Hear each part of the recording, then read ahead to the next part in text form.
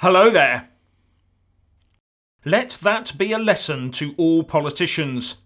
Theresa May tried for everything to everybody, which inevitably resulted in nothing to anybody.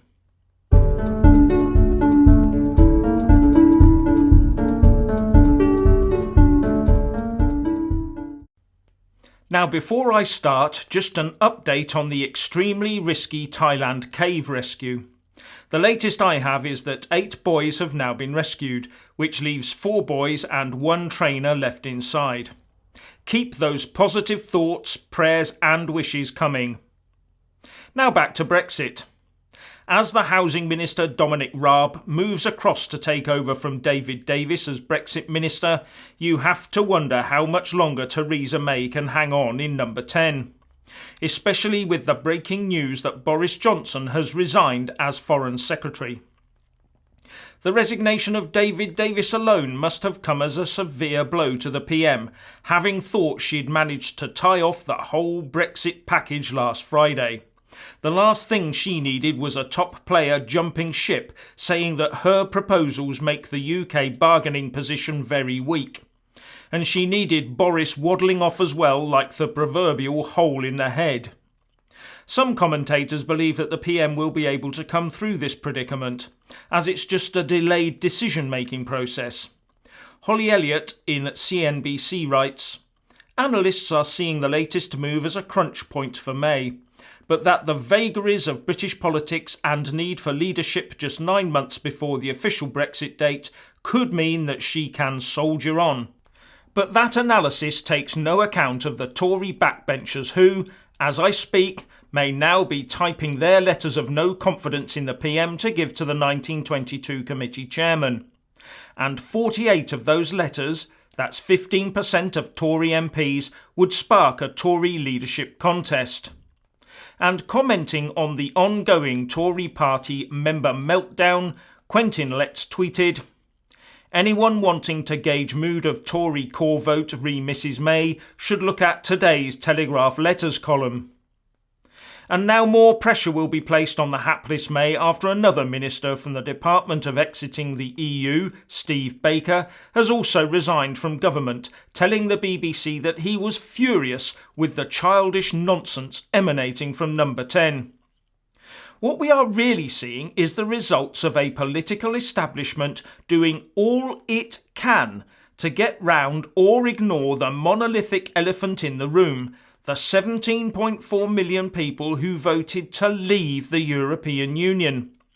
They could not get round it, they could not get over it or get under it.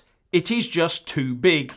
And would you really be able to ignore an elephant in your room? Theresa May could just be finding out that she can't.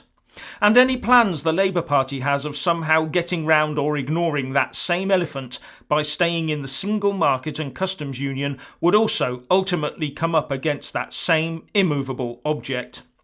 And to those that think Dominic Raab will bring something new to the table, I say that all he will end up being is the gopher between Theresa May's Europe advisor Ollie Robbins and the EU negotiator Michel Barnier.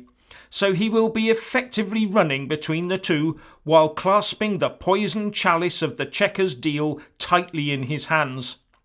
What he's done is nailed his colours firmly to the Theresa May mast, with no way back.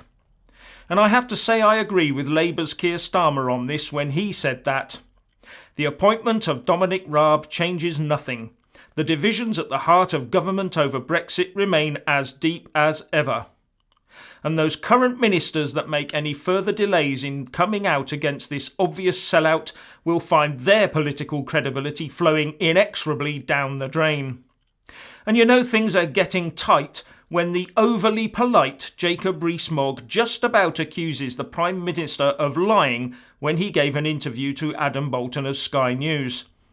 Calling the Chequers agreement a handbrake turn and saying that number 10 has lost its backbone, he also said, "Do you remember during the election campaign after the social care policy was dropped, the Prime Minister said nothing has changed? Sometimes people say things that do not match up with the text that you have in front of you, and I think this is one of those occasions." And when Adam Bolton said that the PM had advanced Brexit, as was her right, Rees-Mogg replied saying that she had advanced backwards. She's advanced to not have Brexit. That's what this document is saying, he said, and went on, "The Prime Minister is inconsistent with her promises, and that is a very bad position for a political party to be in. I believe we should do what we promised to do." All I can say is, if you haven't lodged your letter with the chairman of the 1922 committee yet, Jacob, get on with it. And of course, Jeremy Corbyn is lapping this up, tweeting, "David Davis resigning at such a crucial time shows Theresa May has no authority left and is incapable of delivering Brexit. With her government in chaos, if she clings on, it's clear she's more interested in hanging on for her own sake than serving the people of our country." The UKIP leader Gerard Batten will be delivering an open letter to the Prime Minister shortly, basically saying that she is a solid Remainer who has managed to get into number 10 and then failed to deliver a proper exit from the European Union. "Your Chequers agreement sadly proves that you have no intention of delivering a genuine exit from the European Union," he writes, and ends with, "Therefore I call on you to resign as Prime Minister without further delay and allow a genuine leaver to take control of the process. Your leadership is a shambles and worse, a disaster for the country and its future. Please do the only decent and honourable thing and resign." As I said at the start, all brought about by trying to be all things to all comers never works. There is no such thing as a Brexit deal that will please everyone, in exactly the same way that there never was, nor is there ever going to be, a Remain deal that will please everyone. You have to go with the majority of voters, and that is what the PM failed to do at Chequers. And finally, for those in the southwest of the country, or indeed elsewhere, who want to meet and get to know the UKIP party leader Gerard Batten, he will be attending the North Dorset UKIP annual summer barbecue on Saturday the 1st of September. Please go to www.ticketsource.co.uk/UK-independence-party-north-Dorset to secure your ticket for £20. You get food and one drink for your money. I'll leave a link to it in the description box below as well.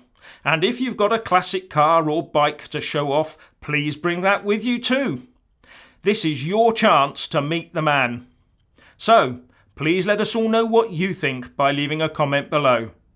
Thank you for watching. Please do like and share this video. And also subscribe to my channel.